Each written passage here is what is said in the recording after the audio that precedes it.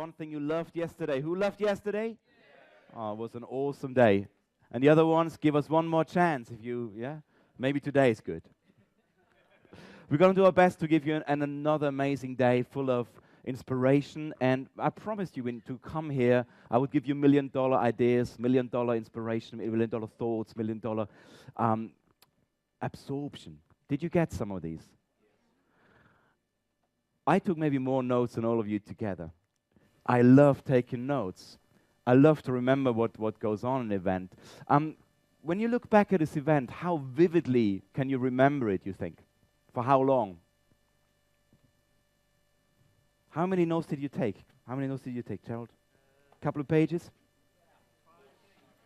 A whole book. That's very impressive.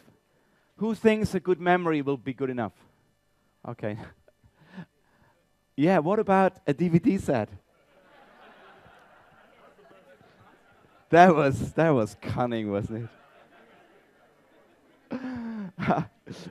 Brendan, do you mind putting on the slides? Thanks.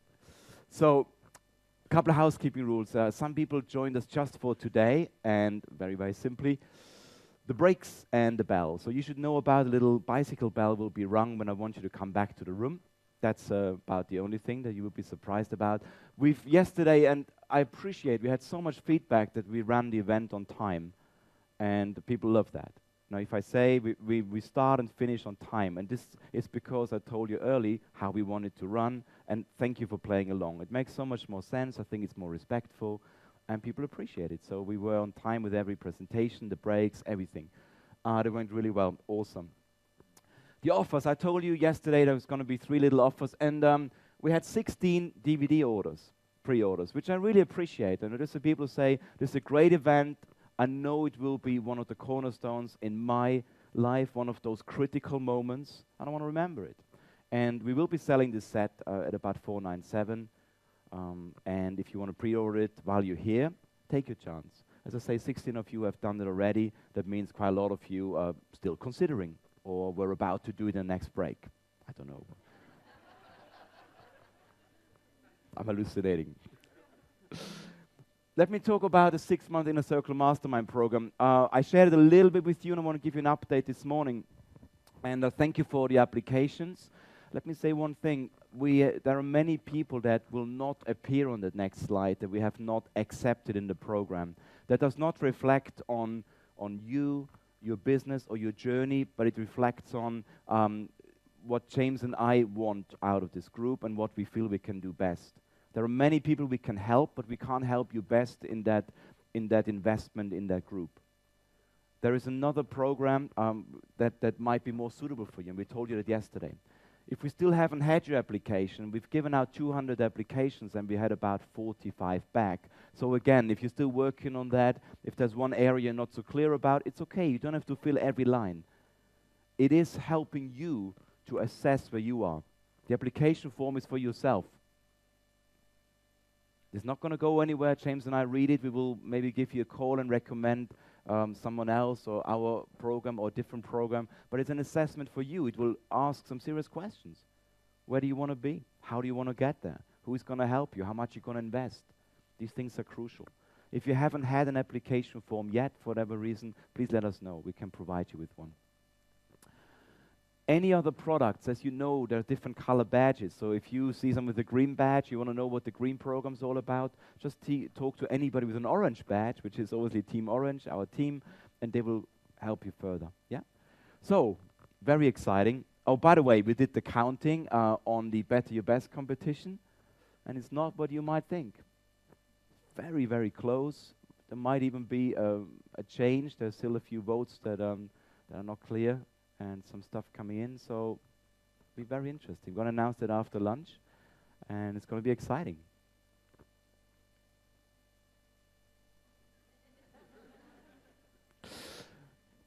Let's talk about Inner Circle Mastermind. So there's going to be a list of names coming up here.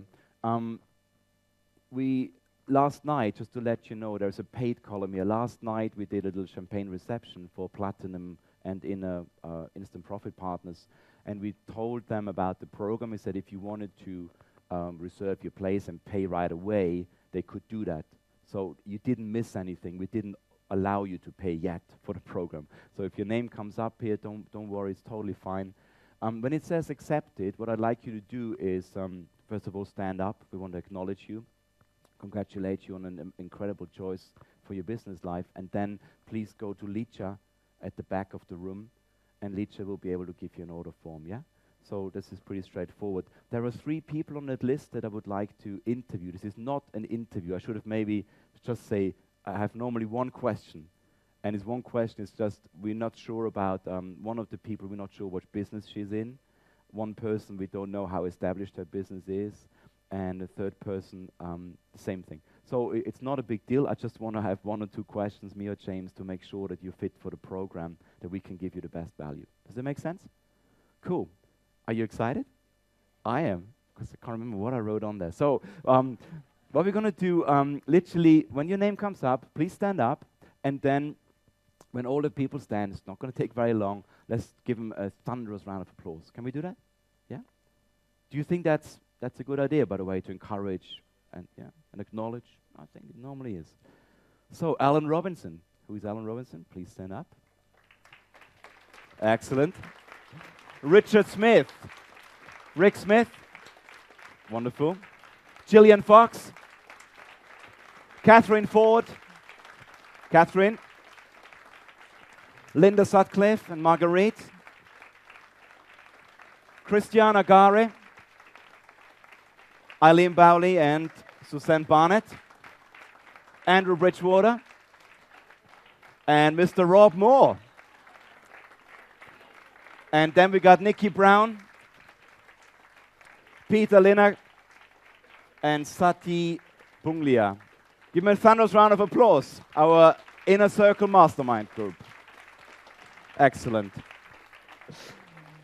Thank you. So what I'd like to do, sort of the ones that have interview, please go to the back of the room anyway and talk to Licha, and we're just going to ask you 2 questions. Everyone else, if you got a little pay tick next to you, you don't have to go to see Licha. For all the others, please, if you can do that now, that would be great. So Licha is right at the back, so just go to the back of the room. Awesome. Now, I told you yesterday that this program will be limited to 12 people, and that is our goal. We cannot work with a large group and give that value we want to do. What I do want to say, though, if you are interested in the program, do let us know. Some of the people who applied or accepted, they might not want to join. They might just say, thanks for accepting me, I might not want to come. So there's still an opportunity, if you feel the program is right for you, to let us know during the day. So there will be more opportunity if your form hasn't been back yet, so there will be opportunities to do that. Okay? Absolutely awesome. I'm very excited about that because it's going to be just a great journey. Oh yeah, there were some names we didn't see applications from, and I just want to clarify that I'm just looking around to try to quickly see them, what happened. So let's talk about today.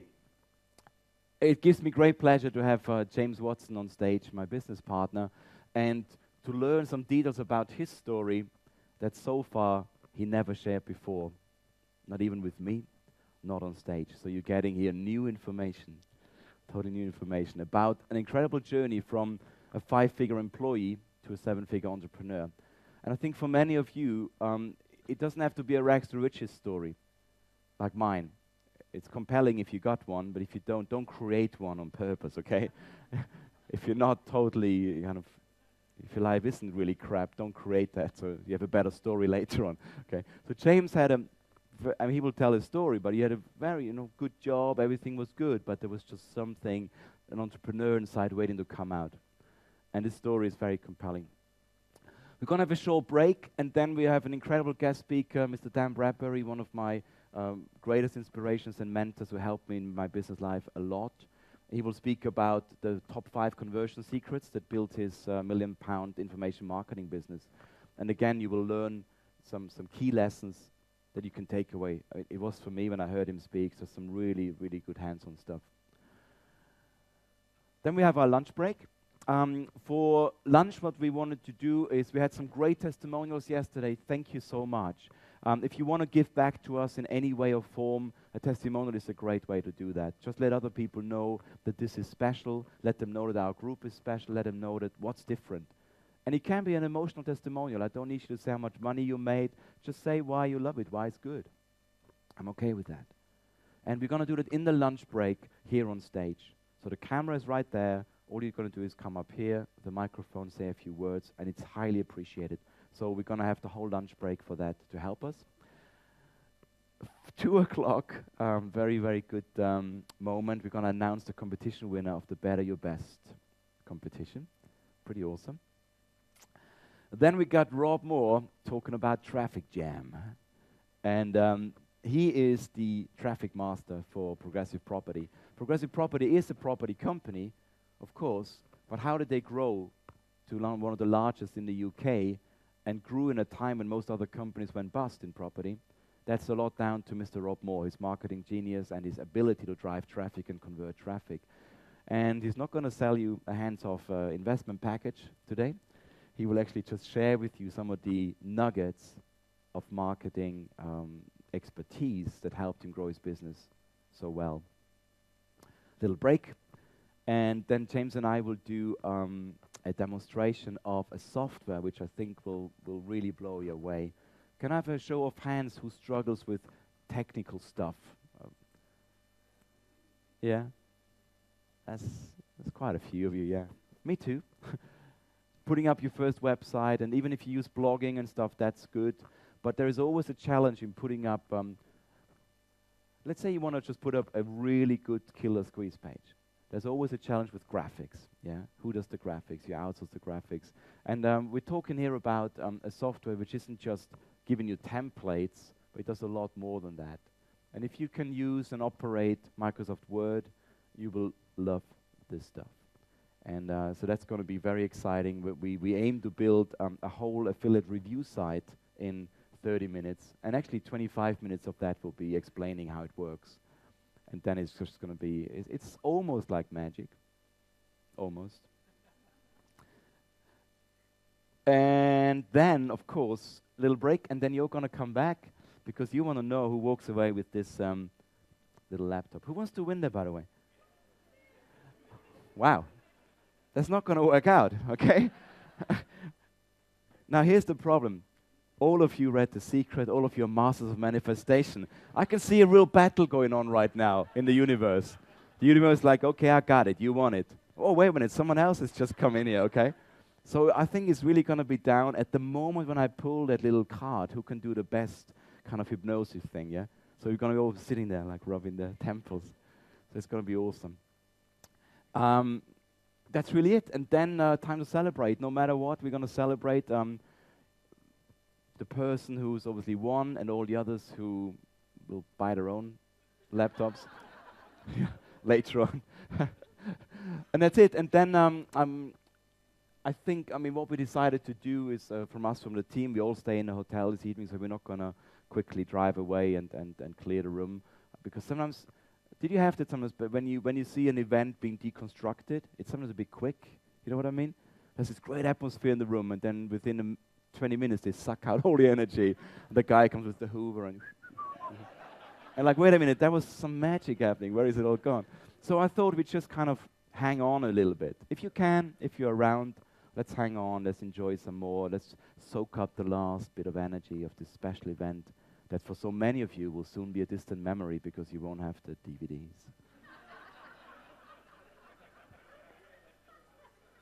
All right, guys. It gives me great pleasure to invite to the stage for an incredible story and presentation my good friend, my best friend, and business partner, Mr. James Watson. Give him a round of applause. All of us, buddies. Take care.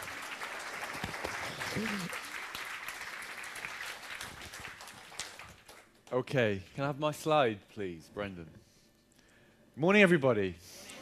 Are we good? Yes. Excellent, thank you. Thanks, Daniel. Hopefully I won't need too much of this. Let me put this down here somewhere. Okay. Right. So first of all, thank you. And before you sneak off, Daniel, I actually first of all just want to pay a tribute to Daniel. I'm extremely fortunate to have, in my view, the best business partner in the world. So please, everyone, give a big round of applause to Mr. Daniel Wagner. Thank you very much.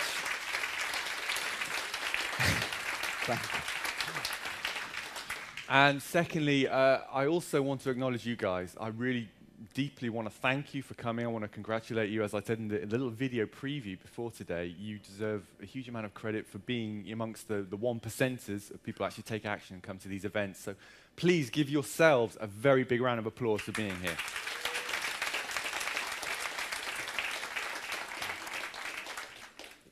Good stuff. So what I want to share with you this morning, I thought it would, so my outcome for this presentation really was to share with you some of the lessons that I've learned in this journey. And as Daniel said, I don't have this rags to riches story, okay?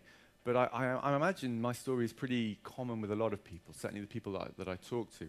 I have a show of hands, those of you that are in paid employment, full-time employment currently, show of hands. Okay, the majority of you. And keep your hands up if you would like to be an entrepreneur and run your own business full-time. Okay, so there's more hands going up. Okay, all right. Okay, so pretty much most of you would, if you had the choice, would like to be running your own business. That's why you're here, correct? Excellent. So there are some lessons that you need to learn, particularly if you've spent a number of years as an employee and you want to transition to an entrepreneur. And I definitely had some of those challenges. So I want to share some of the lessons that I've learned in that transition with you today. And hopefully that may be able to help you in the process of your journey from going from an employee into an entrepreneur as well. So first of all, who am I? I'm nobody special, all right? As you can tell, I'm not a public speaker. I'm not a professional speaker. I don't have this, mega charisma. I don't have a whole bunch of jokes that I can tell you and make you laugh at will. That's what Daniel does. But, so I don't. What I'm trying to say is I'm just an ordinary kind of guy, all right? And I think that does help you guys because you see these mega successful, famous entrepreneurs, and you maybe think they're so far away from where you are, it's difficult to relate to. Does anybody else feel like that sometimes? Sometimes I feel like that too, You see Tony Robbins and all his inspiration, and think, I can never be anything like that. So I think I'm probably a little bit closer to where the majority of you guys are at the moment. I really want to show you that, you don't have to have extraordinary skills in order to develop an extraordinary life, an extraordinary business. So I hope that's going to come across in this presentation. So let's get cracking.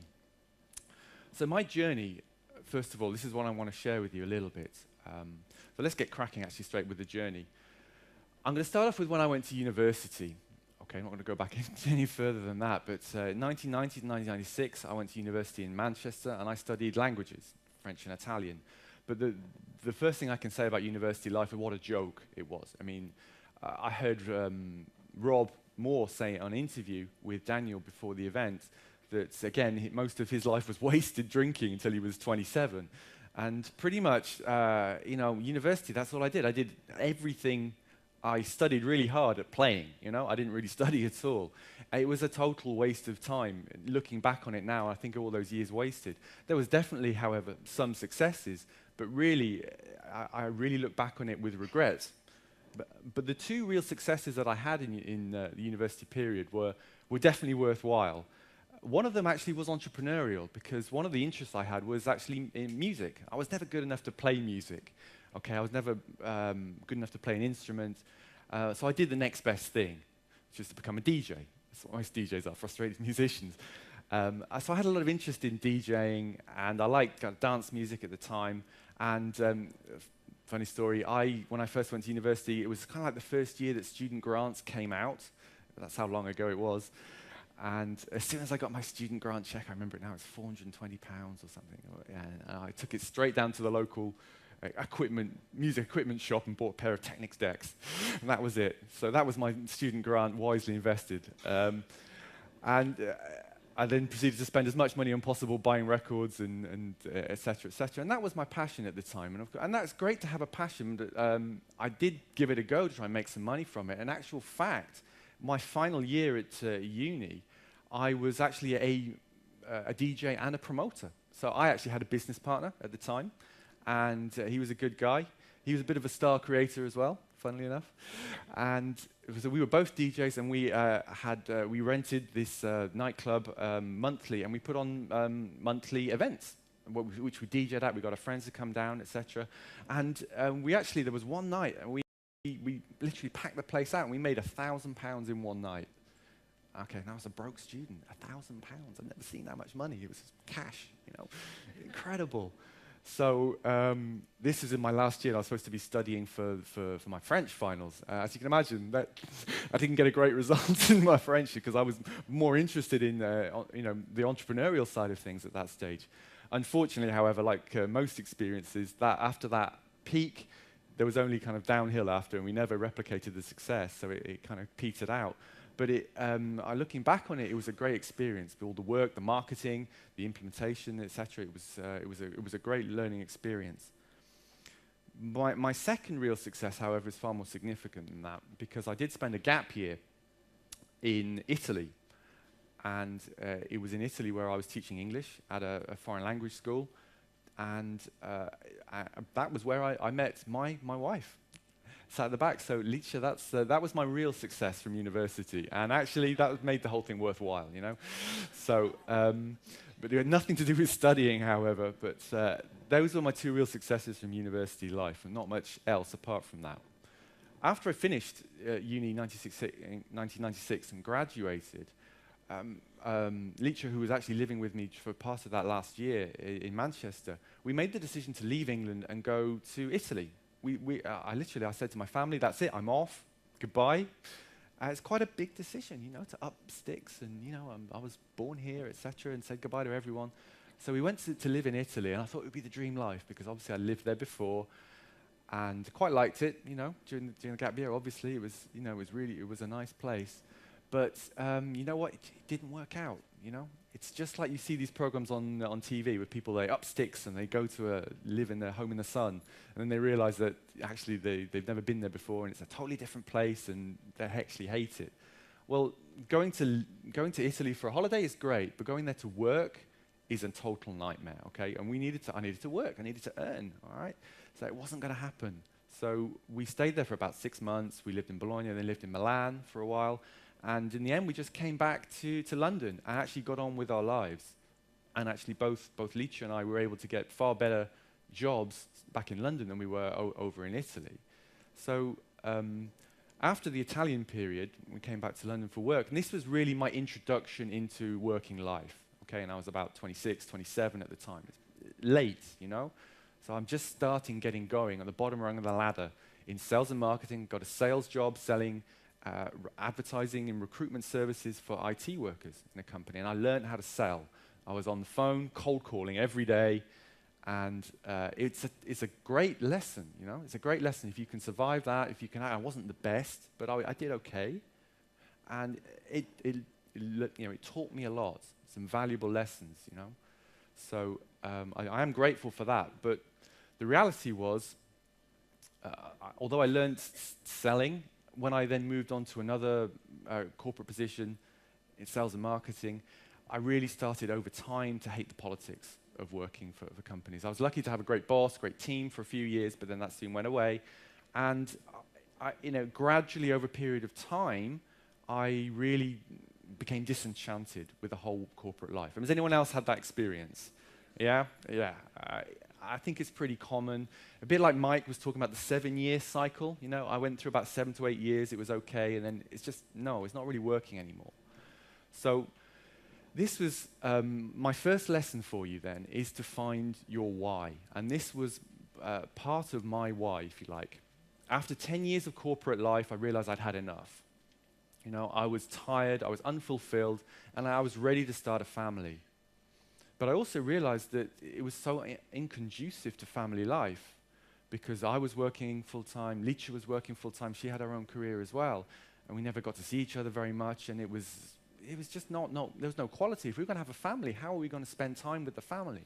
I looked at other people where they had the children in daycare right from, a couple of months. I didn't want to do that, So we started to look for options, for alternatives.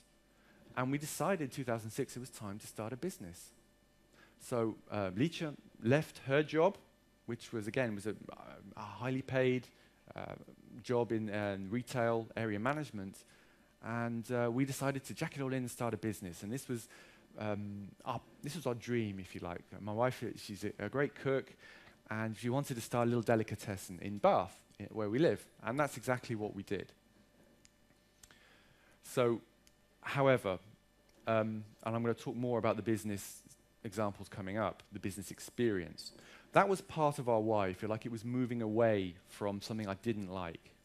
And that's important. You may well have a moving away aspect to your why. But I also believe you should have a moving towards aspect as well. You should have a passion, something that really motivates you positively. And the second part of my why is definitely the passion I discovered for marketing and real marketing. So I discovered internet marketing in 2007. And I attended the first events and really I discovered this amazing world that is out there making money online. I'll talk more about that.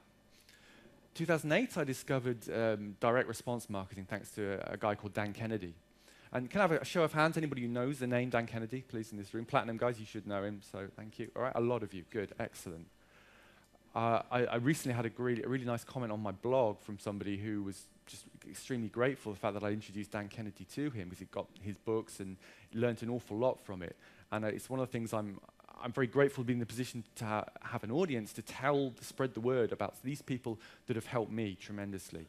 So I learned a lot about what I call real marketing. Because until that point, all I understood from marketing was marketing departments that I'd seen in my corporate life, and all they did was waste money, literally. They would spend money on advertising that didn't work. I was a sales guy. I'd never get any leads from it. I was thinking, we're spending all this money and we've got nothing back from it. What's this marketing all about? Even my father, who'd had a marketing background, a copywriting and a little bit of a design background, I didn't really get what marketing was. I didn't understand it, but I actually understood from learning from Dan Kennedy that really the vast majority of your business, your sales, should be done via your marketing. The sales should only be the very end of the process. But what I was doing in the corporate world was starting the process, trying to find the leads, then trying to progress them through to the sale. It's crazy. It's insane. So I discovered Dan Kennedy marketing, and I really understood the points that he made, and it was a revelation. So I developed a passion for both. I started studying. I often use the analogy, I made my car become my university. I was out on the road a lot visiting clients, and I used to what do you think I used to do? I used to just listen to the radio. I was just listening to music. But I started listening to CDs, to audio MP3s, while I was traveling up and down the country. I actually used to enjoy the longer distances because I could listen to more Dan Kennedy. I could listen to more good stuff. What I would say about this, I sometimes think I'm the only guy who's never been to a Tony Robbins event, okay? So Tony Robbins has not been my introduction to the world of personal development, but it was Dan Kennedy and business marketing. That's really what I was interested in. So I found my passion, and I would strongly suggest that you need to find something you're passionate about as well. It may not be business, but it has to be something, because that really will help you in the whole building a business. Does that make sense? Yeah. So my lesson number 2, however, is to choose a smart business. So let's talk a little bit more about the business experience. The business that we created, my wife and I, Del Sole, this Italian delicatessen in Bath, it was a beautiful, beautiful shop. And you can see a picture of it there from the shop front. My wife did an amazing job, but it was a shell. We had to fit it from scratch. It cost a fortune, as you can imagine. We signed a 12-year lease. It was just horrendous. So we spent probably £40,000, £50,000. That was before we could really open the doors for trading. Okay, that's the reality of an offline business, isn't it? Most businesses, you need to invest a huge amount of money up front.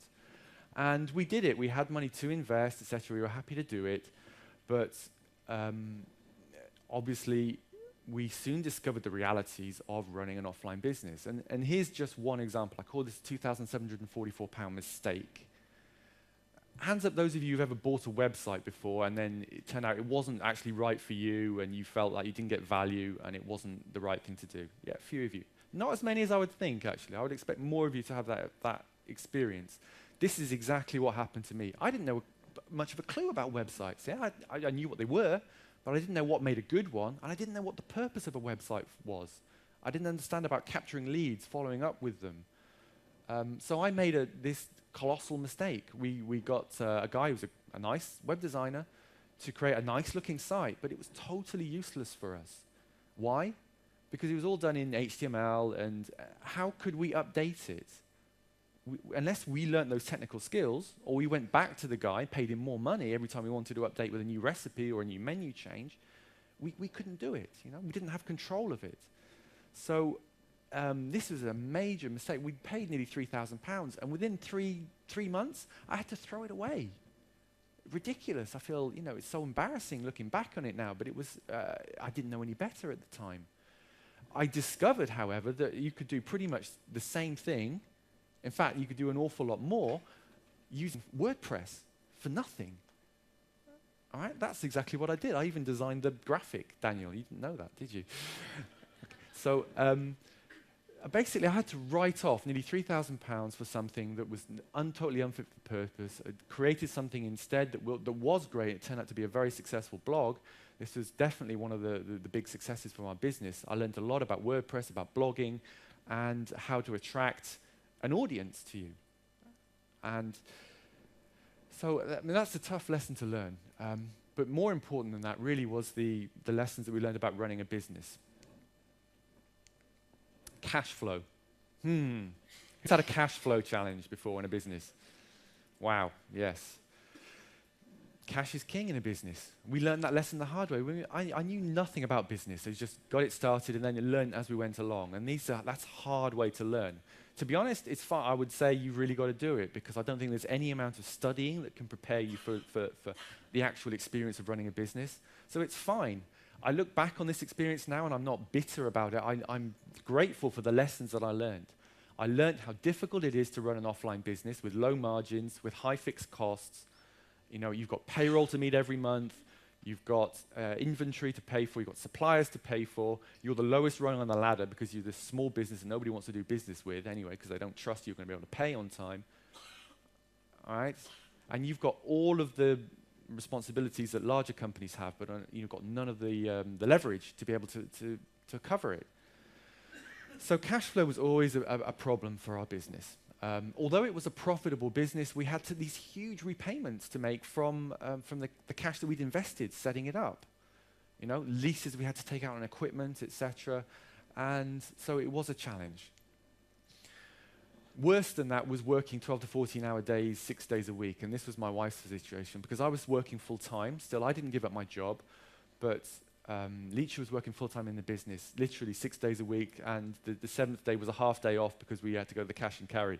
That was the rest for us. And this was week in, week out. Anybody else been in that situation of working like crazy? Yeah, a lot of you. I'm not surprised. Now, if you're working like crazy, you're getting great results, and you choose to do so, that's totally fine. Daniel and I, we work very hard in our business. We're able to choose now when we do want to work, when we don't, but we work a lot because we like it, we enjoy it, and we get great leverage from it. But this was not leveraged, okay? This was just staying afloat. Because if we didn't go and open the shop and run it and buy the food, who was going to do it? We couldn't pay someone to do it because there was no money, not enough money to employ a manager with one shop. There's not enough scale. So we were running to stand still, and we opened in early 2007, and this was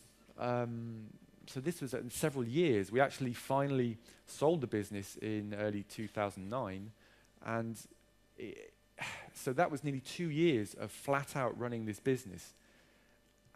And this is one of the biggest challenges, because the consequence of that, my wife's health suffered tremendously.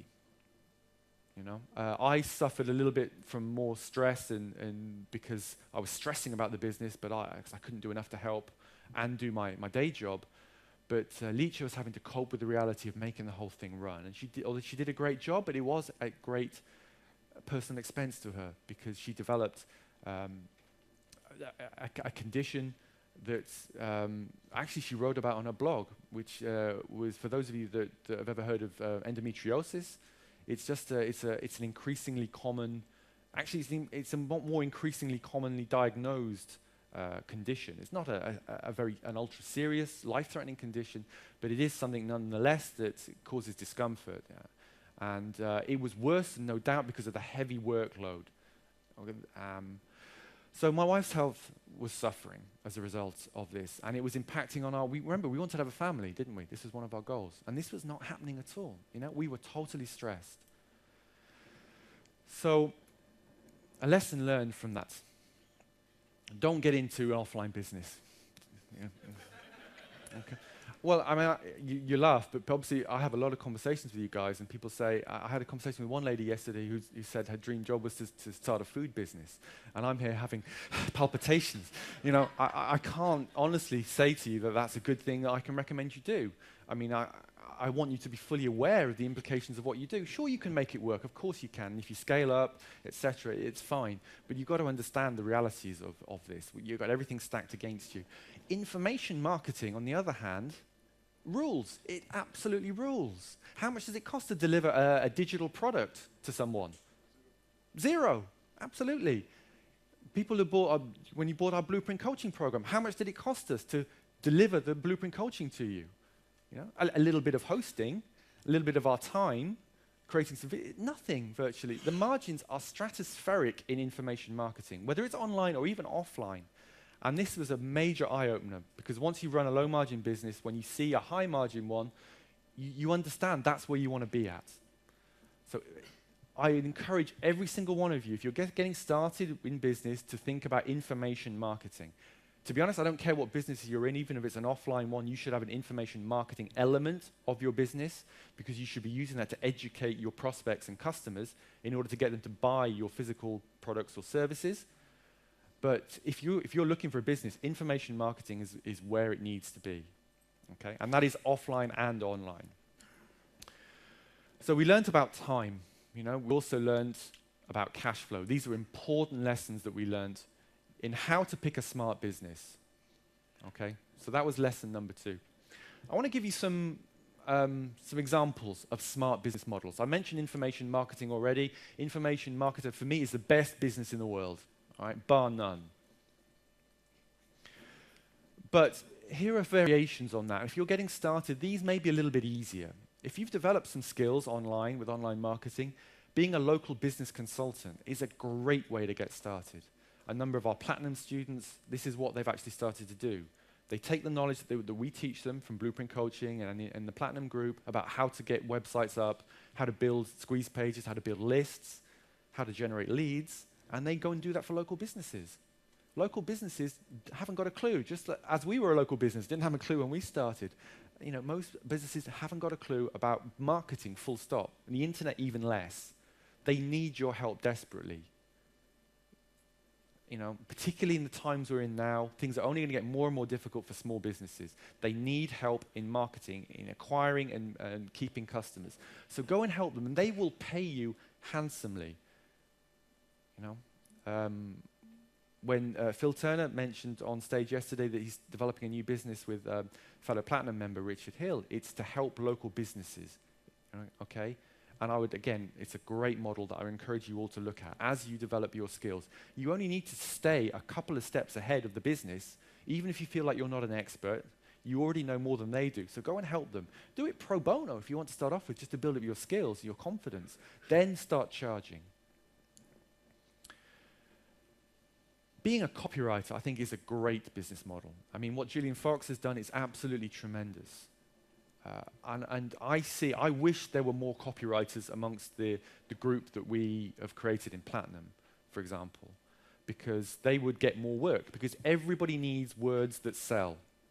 Whether it's on print, online, whether it's in video, on audio, you need good copy. And you should learn the principles of good copy anyway if you want to be a marketer, because it's fundamental. Even if you're not going to write the copy, you need to learn a certain amount about copywriting in order to know what is good copy against what is bad copy. Does that make sense? Yeah? Really, really important. But you can take those skills. So for example, in Blueprint Coaching Program, in Module 8, those of you that have got that far and talk about article marketing, you could take the knowledge there about article marketing, you could charge your time, you know, you could charge for a service to write articles for other people. That's how I know at least one very successful internet marketer, that's how he's got started. And that's going to come on to actually to another one. Actually, I'll go forward. Actually, no, I didn't. I skipped one off. Okay. Okay, I thought I put it on there. So an alternative to being a copywriter would be doing a done-for-you service provider. So writing for people. So copywriting is a done-for-you service. Okay, you'll deliver some copy for someone, whether it's sales copy or articles. It's a great model because people will pay for it and they need it. Here's another one, a social media manager. This is one of these new jobs that you see mentioned these days. There are people now selling courses online, how to be a social media manager. Because again, businesses or famous individuals that have a high profile, they really need to have their social media managed. They need to have their image maintained online. So they need someone to run their Facebook fan page, to run their Twitter account, to run their blog. That's a job people will pay you money. And again, businesses understand the value of this. So this is something that you could do. You just have to learn a little bit about it, and then you can go and sell your services doing that. And if you enjoy it, even better. Finally, this is a great position, particularly in the internet marketing world, being a joint venture broker. So joint venture is obviously just where two parties get together and sell a product, and then they share the commissions. There is now a booming business in people just connecting, people with lists and people with products. And if you can connect the two and there's a good fit, you can take a 10% slice of the action or whatever it might be. So that's something, again, if you come to events a lot and you network and build up a big network of people, you can connect people all the time. And that's, again, it's another example of a very leveraged job and one of these new jobs that's, could be a great business in itself. So, lesson number 1, find your why. Lesson number 2, choose a smart business. Lesson number 3 is the big one. Join a mastermind group. Let me tell you about my story. I told you in 2007 I discovered internet marketing, and I did it thanks to one guy who I'm now eternally grateful for. I heard an interview of his somewhere, and then he was selling just for a £10 event, a half-day event in Bristol, near where I live, a guy called Robert Puddy. And he's a very successful online marketer. I went along for half a day, and he talked about membership sites, and he was actually selling some software for building membership sites, and also a 3-day event he was running, which I signed up for and I went along to later that year, and it was my first ever internet marketing event. Big pitch fest, real excitement. It was amazing. This was my first experience in this world, and I started to see what was possible. I was totally lost, didn't have a clue, but I knew I was intrigued enough to want more. So I started researching more about internet marketing. But what really happened was that I was looking for somewhere in the UK that I could go to and get higher quality experience. Not just to go to events where there are people selling you stuff all the time. I wanted to get a little bit more guidance. And I was very lucky to, in October 2008, stumble across Dan Bradbury and signed up for his a one-day event he ran, which I went along to, same one that Daniel was at. And I signed up, as Daniel did on that day, to join Dan's Platinum group because I was totally sold on the concept of masterminding. I could see the value that it could add. I knew right away then that would make the difference, and I have to give myself credit for spotting that. And those of you that have made that decision as well, you should give yourselves credit too, because you need to see if you really understand the value of that, then you will reap the benefit of it. So I joined Dan's group, and I had a tremendous experience there. I learned a huge amount. First of all, I was just thinking back to what was it like. This was my first experience of being up close, working personally on a monthly basis with someone who was earning a 7-figure business. You don't get to meet people running million-dollar businesses every day. You don't get to spend quality time with them. Their time is valuable. But as part of his mastermind group, that's exactly what I did. And I learned from him a huge amount. I actually also I went on a 5-day retreat where I was working even more closely with him, helping to start build my business. Now, I didn't have a clue what I was going to do at this stage. I still didn't have a business. I knew I wanted to do something, but I didn't know what. But with a little bit of Dan's help, I realized I knew a lot about online and WordPress, so I started doing a web design business. And I picked up some clients from doing that. And Dan even invited me to speak on stage with him at one of his super conference events. So again, I was like a group of people, 50, 60 people, where I was actually selling my services. I was terrified. I mean, this is a walk in the park compared to that, So it was a great learning experience, and it wouldn't have happened if I hadn't been part of a mastermind group. So it really helps me break through some different levels. And it got to the stage where I knew that I was interested in internet particularly, and I wanted to find an internet dedicated group. And that's when I happened to, I obviously met Daniel a couple of times when we were both members of the group. I took an opportunity to go along to one of his seminars, and indeed to come along to one of his platinum meetings to check out his group in March, and I signed up straight away because Leach and I could join, and we went along to Dan's, the second Dan's monthly meetings. And that was even more of a better fit for me because it was specifically about internet that I was especially interested in. But I got to tell you guys, the experience of hanging out with people that want to do similar things to you was just incredible. The energy in the room every month was just amazing. I loved it. And it inspired you every month. It pushed you because you didn't want to go back next month and not have anything to say. I hadn't done anything. I wanted to go back and say, yeah, I've done this, I've done that. I don't want to be the guy that's done nothing, looking like an idiot. So it motivated you. And it also connected you. I was hanging out with people like the experts on the expert team, like Dwayne, Minesh, Nick James. And these are people that are highly successful. And the more you hang out with successful people, guess what? The more successful you'll become. Does everyone know about the rule of 10? Yes, that you are pretty much the 10 people you associate with most, you are pretty much, your income will be the average of those 10 people. If you've never heard that before, it's an absolute lightning bolt of truth. It really is. I mean, what were we doing in our business? Who were we associating with the majority of the time in our business, do you think? We had a couple of employees working. They were being paid what? Minimum wage. Okay, so what was the average, what was that doing for our association time? We weren't freeing ourselves from the business. We weren't able to. But with information marketing and with these mastermind groups, I was hanging out with people more often. And although I didn't know what I was going to do, things happen. And the best example of that is what happened with Daniel. I became, first of all, closer friends with Daniel. I started to help out at his events. When he was doing his workshops, so I'd come and do some training, I'd help out with the organizing. We got to know each other, got to trust each other, and we became friends. And as a result of that, I was made partner.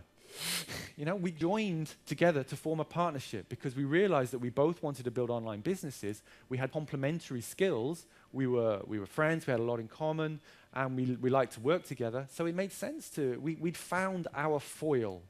We didn't quite realize it at the time, but that's exactly what we had done. And do you think do you think that was predictable? No. Would that have happened if I hadn't joined the group? Even Dan Bradbury's group. I wouldn't have met Daniel if it wasn't for that. So this is, what I want to tell you is that's not going to happen to all of you, but thinking about Phil Turner, Richard Hill again, they're going into business partnership as a result of being in the Platinum Group together. These are the sort of arrangements, business arrangements, alliances that can happen when you regularly hang out with people and you get to know them. So I contrast this. A friend of mine is a lawyer in a top London law firm, and he was made partner recently, and he's very happy about that. And all I see is somebody that works his ass off all the time in one of the nastiest possible environments, to my mind, that there could possibly be. So being made a partner in something which is not good is not good. But I mean, this life now, this business that we have is tremendous. And I would not have been able to achieve on my own everything that we have achieved together. Okay? So even though our stake is shared, it's just an amazing value for me as an individual. I'm sure that's clear. I mean, Daniel shared the numbers of what we've done as a business, so you know how successful your Internet Buddies has become. On my own, I could not have done that. So without mastermind groups, where would I be today? Who knows? But probably, almost certainly not standing here in front of a group of 200 people talking about being a 7-figure entrepreneur or having a stake in a 7-figure business. I think that's made the point. So, just to recap so far, the lessons that I've learned. First of all, finding my why. Without the why, I wouldn't have had the motivation. Choosing a smart business. Without choosing a smart business, you're never going to make any real money. joining a mastermind group. You wouldn't make the connections. You wouldn't make the serendipitous moments happen that can change your life. All good so far? Yep, excellent. Right, so lesson number 4, because there is more, okay? If you want to be a successful entrepreneur, you've got to commit to doing a number of things.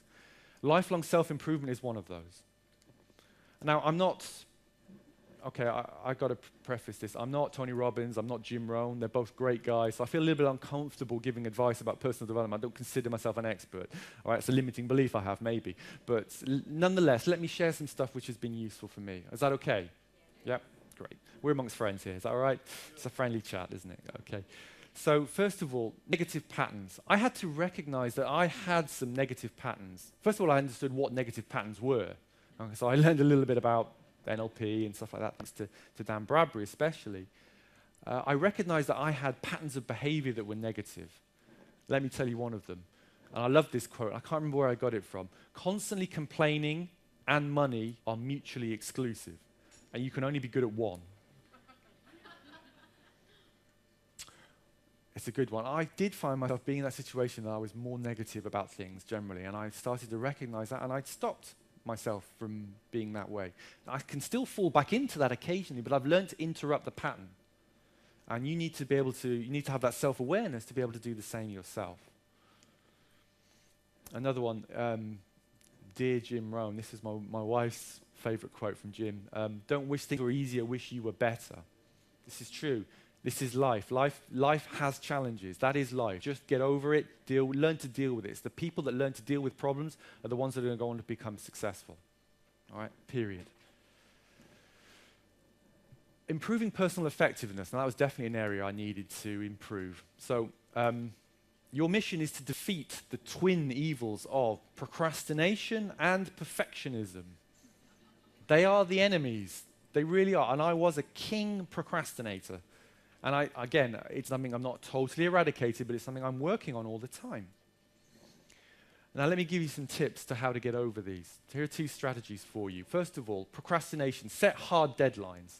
This is something that I've heard a couple of times that really had reinforced recently from a real guru, a real expert internet marketer who's a brilliant time management guru, if you like. Set hard deadlines. Any task that you set out to do, set a hard deadline for when it will be done by and stick to it.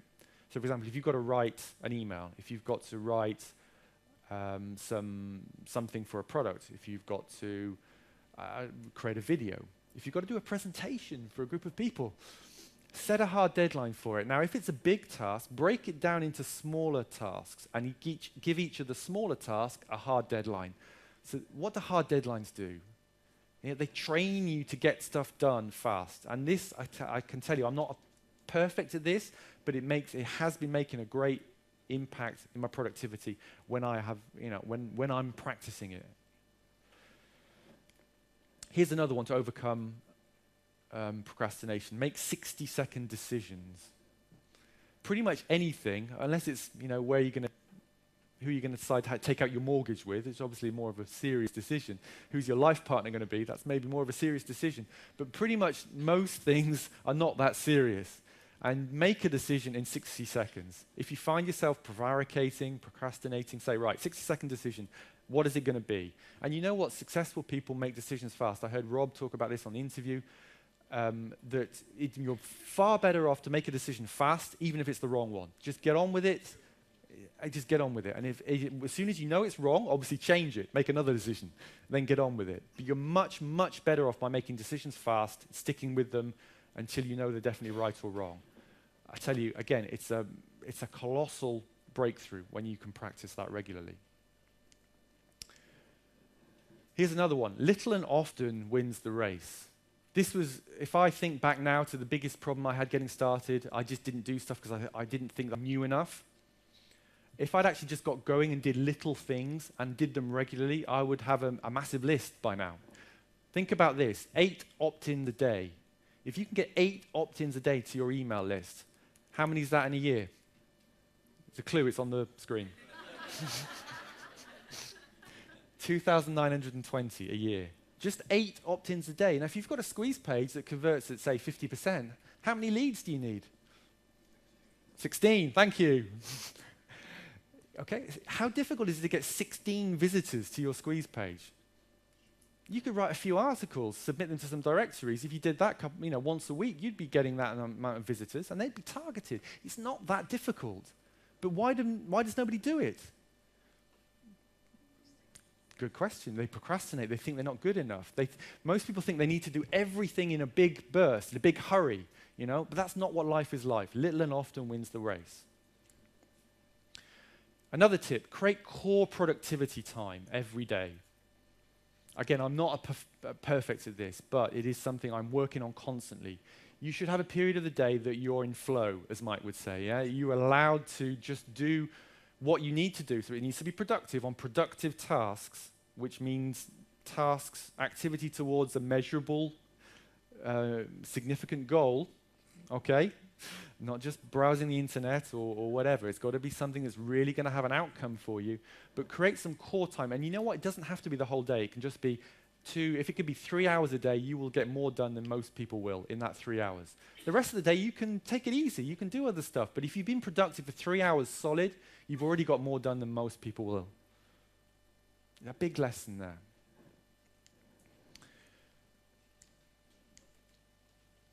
So, life is full of challenges, okay? This is another one. And you know what? Successful people just get used to it. It's not that you're not always going to know the answers to problems, but you can get used to, you can develop strategies for finding problems. And what happened last night, for example? Those of you that were here for the champagne reception, what happened? What was I doing? I was on the computer trying to fix a problem with our website that had an attack that. So it was a problem, it's fine. I just got on with it and got some guy who's actually solved the problem very nicely. So when we were doing the webinar launch for Blueprint Coaching Program, man, if you could have seen what was going on. Seriously, it was chaos going on there. There were all sorts of things not working. Upsell pages not working an hour before the webinar started. And you know what? It was a challenge, but some people would have really got emotional and started to throw the toys out of the pram and stormed off or something. And how would that have helped? Well, we didn't. We just got there and we fixed it. And life is constantly full of problems like that. Get used to overcoming problems, and then it's not going to be a problem anymore. And this is a skill you need to train yourself. I love this quote with Dan Kennedy. He says, success is a mess. So just get used to it. Be comfortable with that. People who are successful have messy lives generally, all right? Because they've got a lot going on. They're doing a lot of stuff. They're also not worried about being perfect about what they do. They're just getting it done, get good enough, doing the best they can, setting hard deadlines and moving on. All right? So be comfortable with that. Don't think you have to be perfect, all right? Because it's not going to happen.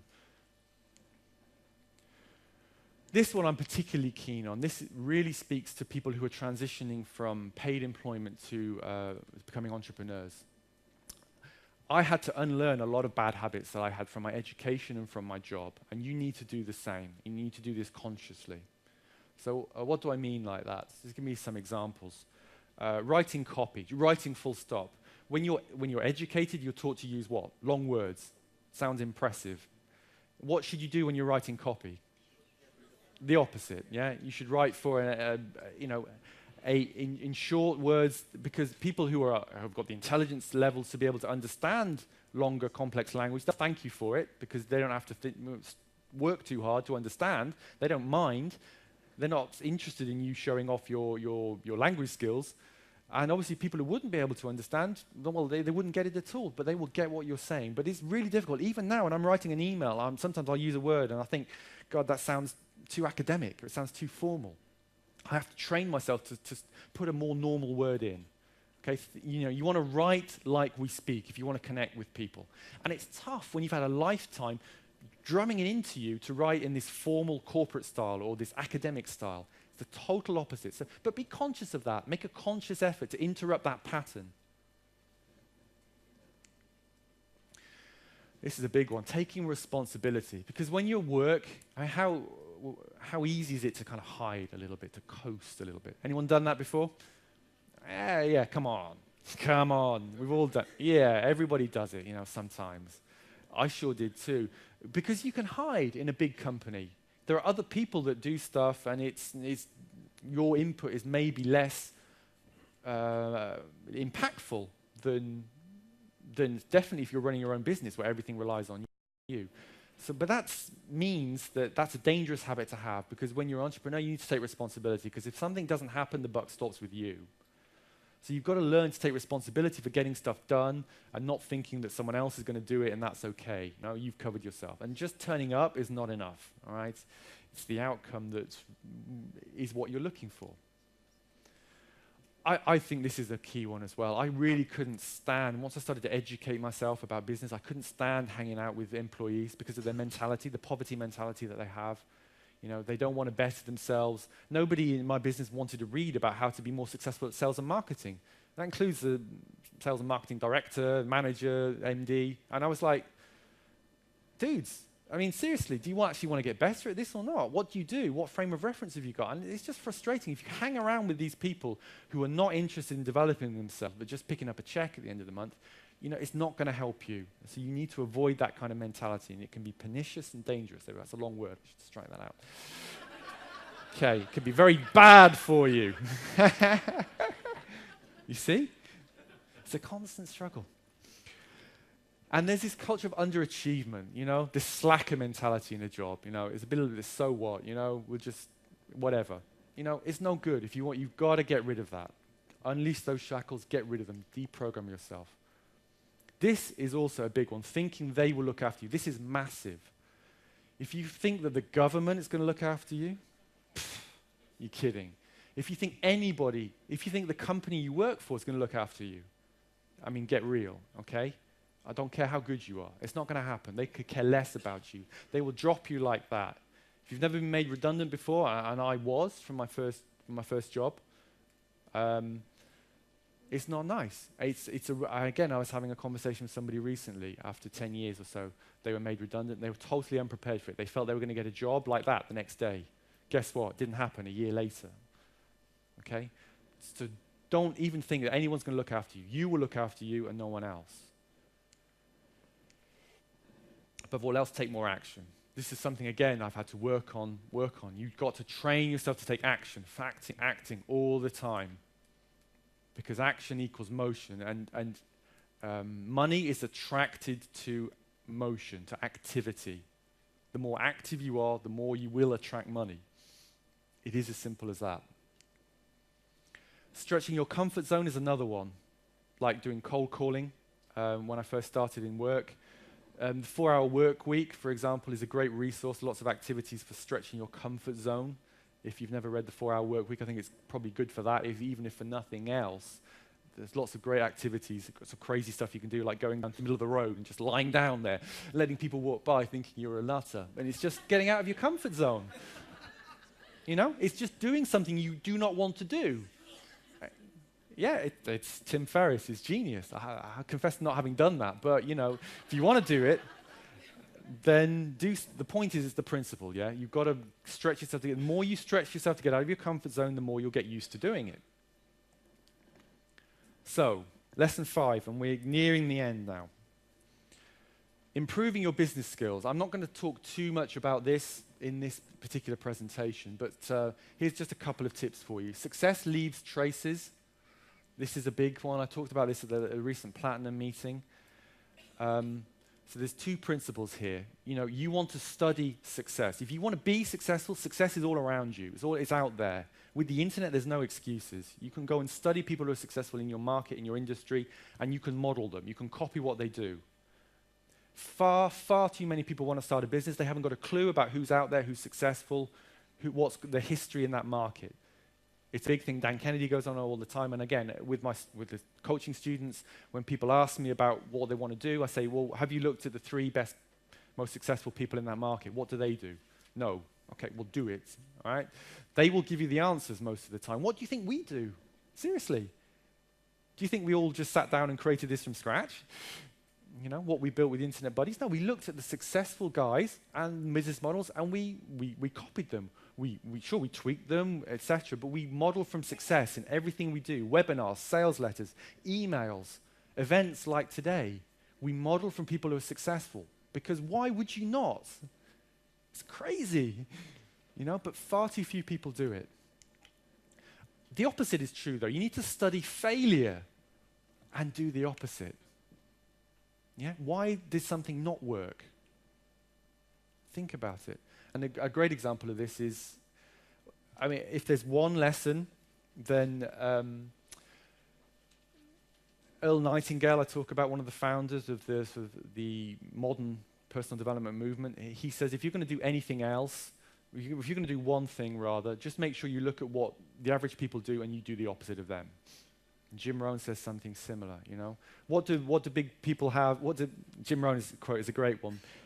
Most people have, or unsuccessful people have, big TVs. Okay? Successful people have what? Big libraries. Exactly, yeah? So, you know, don't have a big TV set. Have a big library. Okay? But you can have both, of course. Okay. All right. I'll let you off.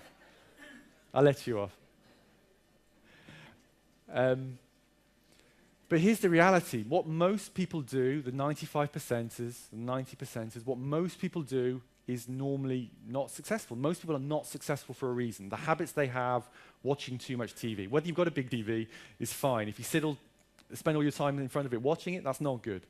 Okay? That's one of the things I did. I turned off the television. You know, I really don't watch much television now. Because the news is a great example of that. It fills your head full of junk. Totally, people start worrying about whether the stock market is going to go up 1 point or not. Now, unless you're a day trader, why would you care? All right? You know, it's crazy. Turn off all those distractions that fill your head full of rubbish, okay? And do the opposite for what unsuccessful people do. So, you need to implement what you learn. And this is another big learning point, however, because I spent far too much time researching when I first started getting going. Didn't take enough action. Is anybody else in that situation? Yeah? Most of you. It's totally true. But you need to train yourself to implement what you learn on. Now, I know it's scary. It goes back to the comfort zone thing. But here's a couple of strategies for you. Well, actually, there's one key strategy for you. And this is something, again, I learned recently. When you spend some time studying something, spend an equal amount of time taking action. So that's what these ratios mean, 1 to 1. So if you spend an hour learning something, then spend an hour doing something with the knowledge you've learned. Start with 1 to 1 ratio. If you attend an event for 2 days, make sure you take 2 days worth of action afterwards from everything you've learned. You've surely learned some things from 2 days, yeah, that you could put into action.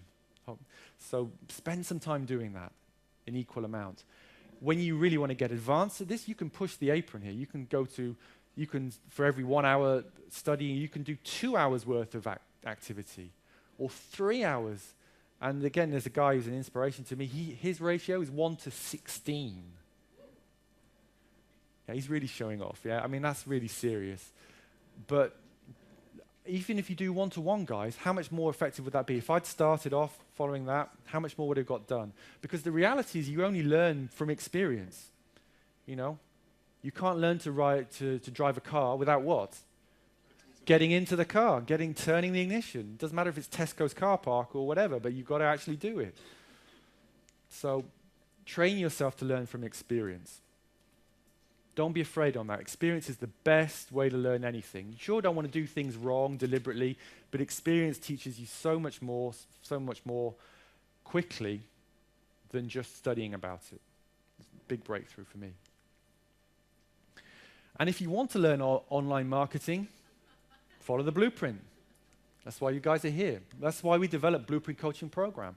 It's the best knowledge that we have how to get started from scratch to build an online business. I'm not going to talk about any more about that because it's in the blueprint.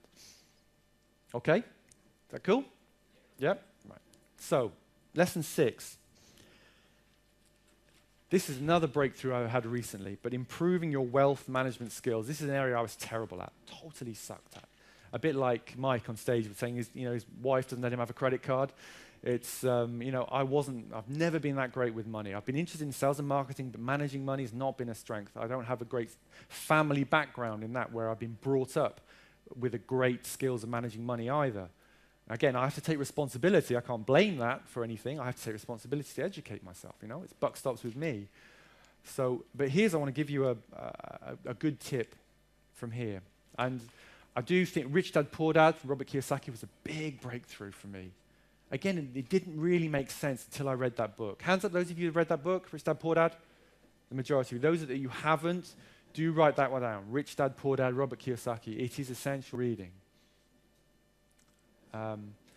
Because what does it teach you? It teaches you the reality of wealth management. If you want to even if you're starting small, not about building multi-millions, although obviously the same principles apply, but even when you're getting started, you want to do things like have your expenses deducted before you have to pay tax. This is why you have companies. So you can use realistic expenses before you then have to pay tax on your profits. Whereas, of course, the opposite, most people without wealth, they pay tax first, then they have to deduct their expenses. So that's how most people in salaried employment exist. Whereas rich people don't. It's the opposite. Paying yourself first, that was a big one. Boy, phew. Which means that even if whatever you're earning, you should pay yourself first before you pay everyone else. And we were paid when in our offline business? Last, never, actually. Most of it, seriously, we weren't able to pay ourselves a wage. And I know that's the situation a lot of you have been in, I suspect, It's very, very common. So pay yourself first. And if you can't afford to pay yourself, you haven't got a business. You've got a hobby. A damn expensive one, I suspect, as well. But here's a big breakthrough I want to share with you, and I've got some numbers for you. Can I first of all have a show of hands? Can you raise your hands if you have got if you're a sole trader or have a partnership? Okay. Can you keep your hands up or raise your hands if you have a limited company or a director in a limited company? Okay. All right. Thank you. This is going to be a breakthrough then for those of you that don't have limited companies, corporations. I'm going to give you a disclaimer. I am not an accountant. Okay? I don't look like an accountant, smell like an accountant. I'm not an accountant. This doesn't constitute financial advice, all right? Everything you say, do not believe it. Do not do anything with it. I'm just going to disclaim it, okay? I think I made that clear. But I'm going to tell you a big breakthrough that happened to Daniel and I recently. You remember Daniel mentioned that we got to meet a top wealth management expert recently. Daniel, I think, mentioned that yesterday. And that was only possible because of the connection that we have with someone who's already running an extremely successful business. This guy is on the board for the high net earners for the revenue customs in the UK. So his job is to help high earners keep their money and work with the revenue to make all above board, etc. So anyway, some advice we got from him. So first of all, corporations are essential for tax efficiency. So corporations, limited companies, you really need to have one if you want to maximize your tax efficiency. And I almost don't care what level business you're at. Here's the reason why. How much tax do you pay on a salary of £37,400? Anybody guess? Approximate? Okay, in terms of amounts, 5,000? A bit more than that, gosh. All right, 9. Good. So I said 9 was close. £9,670 a year, £805 a month. You can just go and type it into a tax calculator if you want to. So that's including NI as well as income tax. All right, that's what gets deducted from that salary per year. How much tax do you pay on dividends that you receive of £37,400 a year? Anybody know the answer to that? Sorry? 4 or 5? Nope. Anybody else? 0. Who said 0? Well done. Collect a prize later. Actually, I've got a prize you can have later. I think, yeah, well done. I think you deserve one for that. Okay, all right. 2 prizes. Okay, all right. This is it, guys. You don't pay any tax. If you're a basic rate taxpayer, so if your total earnings are not over £37,400 mark, then you pay nothing on dividends you earn from a corporation or from any other investment. Nothing. Okay? I don't know how many of you guys knew that. I certainly didn't at all. And obviously, if you've got a corporation, the corporation has to pay tax. Corporation tax 19% on all profits. That's the corporation. The corporation is separate from your personal tax. I'm talking about your personal tax on dividends you receive from a company that you have shares in. All right, you pay nothing, so your company can pay you a dividend. Just to be clear, the company has to pay a dividend plus 10% of that. So this is the, I won't go into the detail, that's not really relevant, but you personally receive that amount of money from your business out of the profits, you pay 0 tax. Okay? Let's take this further. How much tax do you pay on 2 salaries? So let's say they are the exact same salary, just multiplied, a double income family. Well, it's going to be double. £19,340 a year, £1,610 per month. How much tax do you pay on 2 sets of dividends? Again, equally distributed between 2 partners. So let's say husband and wife, let's say you were shareholders in a company, equal shareholders in a company. How much tax would you pay on those 2 dividends? 0. You can earn £75,000 from dividends and paying 0 tax. This is not, there's no secret to this. You can go, again, you can go type it into tax calculators for dividends, etc. But how many people know this knowledge? There are not people falling over themselves to tell you about this, all right? You have to go out there and learn this information. And this is the kind of information you can get from being part of a group. So that's just one example. I mean, we would not have found out about this. It's crazy. We should have done. We've got a good accountant now. And by the way, another good lesson, if you don't have a good accountant, you want to find one. And let me just add a proviso to that. We have had accountants before, and bad accountants will cost you a hell of a lot of money. Okay? Bad advice from accountants, not necessarily badly intentioned advice. It's just that accountancy is such a complex issue that relatively few people really understand all the ins and outs of it and able to give you great advice as a result. But because we got referred from this wealth expert to an excellent accountant, we are now pretty much set up. We've got a great people looking after us for our tax returns and also managing our wealth management. So that's one example of value. If we had not been part of a mastermind network, we would not have found out about that.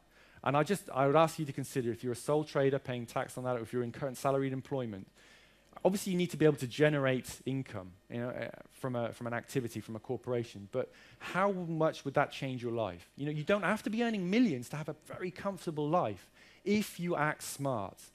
All right? I hope that's clear. So how have these lessons changed my life? Well, I now have control of my life. I have control of my future. I was an employee dependent on someone else in my existence. They could have taken away that lifeline from me at any time. I was working, and I wasn't building any future equity. I wasn't really building any skills, any networks, any knowledge, and I wasn't getting any leverage. And now I also didn't have much of a social life, didn't have much of a family life. My wife and I were struggling to do these jobs. We weren't able to really dedicate the time we wanted to building a family. My wife's health suffered tremendously because of the business that we were running. But now I have control of my life. We can work when we want to. When we don't want to, we rest. And our future is in our own hands. We're not millionaires by any means. We're not financially free, but we have control because we've got the skills, the knowledge, and it's the skills and the knowledge that will take you forward. All right?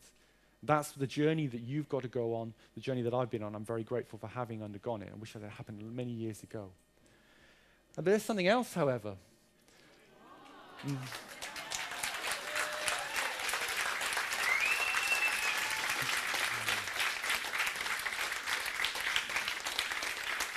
Thank you. Yes,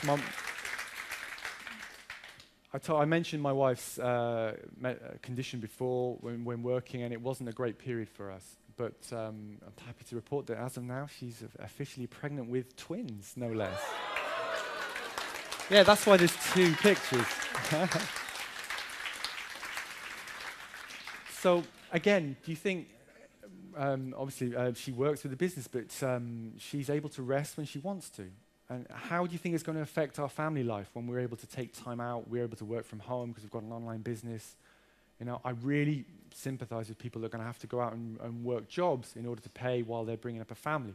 There is a better way, guys. There is a better way. So, I couldn't have done it all without these 6 lessons. First of all, I found my why. Lesson 2, I chose a smart business. Lesson 3, I joined a mastermind group. Lesson 4, I committed to lifelong self-improvement. Lesson 5, I improved my business skills, particularly modeling from success. And lesson 6, I improved my wealth management skills. So, if I could only take one of those 6, what do you think I would take? The mastermind group, yeah. Because why? Because the mastermind group actually is pretty much the key to finding all of those. Maybe not the why, that's maybe the one thing, but even that, that could help. But certainly the other 4, a mastermind group is the key to all of the rest of those. So I couldn't have done it without that. And today you have an opportunity to do the same. Daniel's talked to you about our mastermind program. It is only for a very limited number of people. Most of the spaces are already gone for the group. I think there are still a couple of spaces left, so you do need to, if you want to take advantage of this mastermind opportunity, it's not going to happen again. We may do this, maybe a one-time thing for us. At the moment, people are asking, are we going to do it again? We just don't know. We may do, we may not do it. It totally depends. Sometimes in life, however, you've got to take a chance. When I joined the mastermind group, I took a bit of a risk financially. I wasn't bringing in the money to be able to justify it. We're not encouraging you to do that, but it certainly did pay off for me. But you've got to make your own decision on that. I just want to say that I know that working with Daniel, one of the reasons why we are working only with a small group of people is we really only want to have 12 success stories from 12 people. We know we can do that. With the knowledge that we have, the group that we have, we know that the value that we can add to the right people. So if you think you would be a suitable candidate for that, I would strongly encourage you to not procrastinate, to make a 60-second decision and hand in your form today and let us evaluate your candidacy for a mastermind application. So with that, I just want to say thank you very much.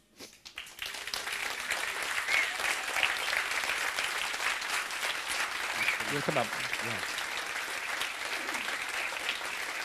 Excellent, buddy. Good. Yeah, cheers, buddy. It's too emotional, this event. It's crazy, isn't it? The baby picture. Oh, God. Anyway, we're here to just bridge the last 10 minutes before the break. This is going to be an activity break. Do you like the sound of that? Yeah. Okay, I want all of you to do something. Number 1, order those DVDs. Number 2, if you haven't handed in your application yet, and this is specifically for the guys who arrived just here today, some of our platinum members, Anthony, Mike, please check out the application process for the mastermind group and learn more about the program.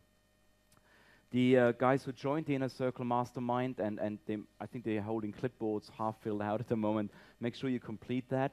And James and I will be there to speak to Nikki, Peter, and Sati. Did I say that right? Sati, where are you?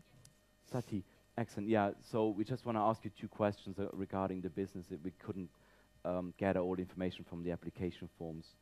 I want you to also make that clear, and actually maybe you're all clear, but I'm not. When I was outside, I spoke to Rob, and I realized that everyone here is our customer, or client, or tribe. You knew that, yeah? Or guest, yeah. Okay, it was just me. Okay, I thought, because I'm so used to speaking on stage, and it's like a mixed bunch of people, and different speakers come on stage, this is all the same family.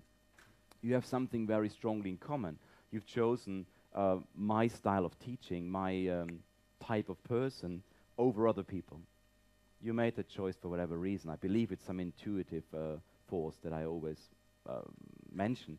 I also want to say I'm proud to say we got the highest amount of females in any internet marketing group worldwide. Thanks to me. Now, I'm not sure what it is, if it's the great photo that was taken some years ago and retouched. I don't know. No, actually, I think I know what it is. Yeah, I'm just... yeah, I do think I connect more with... you must have noticed this is not a hard-selling kind of pushy male event to a degree, you know? It's more like a girly event, yeah? So we do more like the girly clothes. We do the like, come on, guys, just... yeah. We've got pink order forms. Yeah. Oh, yeah. Nice Did you just put in pink lighting here, Brendan? Can you make it please into a male kind of blue? That's yeah. Yeah. I'm feeling more manly already. Excellent. So, guys, I want to also be clear, and this close or this idea of offering you this mastermind group was not that well thought through, because you don't even know what the price is, correct? We talked about a £12,000 a year program, which works at £1,000 a month. You now know it's a 6-month program, because we realize that most successes happen within 90 days to 120 days. It doesn't take a year to get you to the next level. So we decided a 6-month program would be suitable. That will make it a £6,000 program. What we decided is to obviously give you a discount, a 20% discount, making a decision today, which brings it down to £5,000. So just be aware, it's a £5,000 program plus VAT for 6 months. There is a payment plan, but I would need to understand why you want the payment plan. If you've got a successful working business we can add value to, let us know why you want that. If there's a good reason, great. But if you say, I need to borrow the money and I hope I make it back, then I would not encourage you for this program. There are other ways we can work together, which we can discuss in the afternoon maybe. Is that okay? So everyone has one activity at least, correct? A toilet break is allowed as well, but don't make it your sole activity, okay? And just enjoy that you're part of a tribe, a part of a group, a family, where we all kind of know each other. We're all here for this very same reason. Thank you very much, and very much thank you, James Watson. Thank you.